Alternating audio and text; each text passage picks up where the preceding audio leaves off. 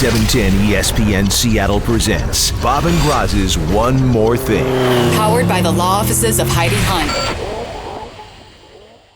Whatever happened to Mike Williams?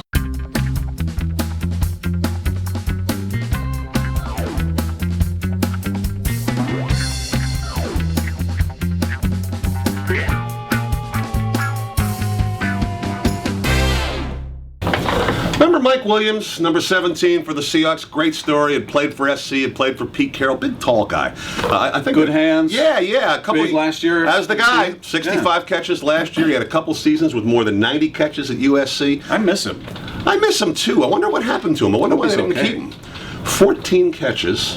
One touchdown. One touchdown in the season, and I think acknowledged by him, and we'd have to agree with him on this one. While we were wondering earlier, it didn't seem like they were throwing to him much. That was not the case on Sunday. He probably had his worst game as a Seahawk on Sunday. Yeah, and Pete Carroll came as close to ripping him as he's ever come since he's been here, as far as I remember.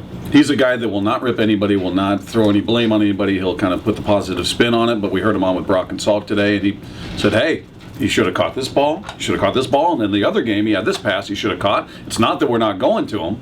I mean, that's as close as Pete gets to ripping anybody. Yeah. So, and Mike Williams, for his part, said, hey, he was dinged up in the game a little bit, but he said, I wasn't playing well anyway, so it doesn't really matter. It's weird. He said he was at a 5'10" corner on him most of the game. You never saw him get in position on slants, which is really pretty simple. You just get your body out there and do it. And Sidney Rice got banged up, I thought, the first play of the game. He got a concussion, then early in the game was not in there at all, and all those plays in the second half, they did go to him, as we mentioned a couple times, that he dropped a few, but not a whole ton of times. No, and I think you could look at Tavares for part of that because he still, for whatever reason, hasn't developed that level of comfort with him. He did only target him 3 times with Sidney Rice out of the game. You figure he becomes a bigger option.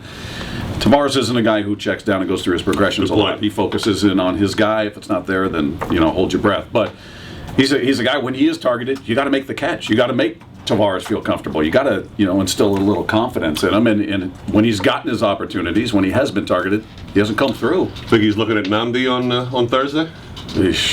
No, I don't know. Mike just want to shut him down. He's shutting himself down. That's the problem. That's a big problem.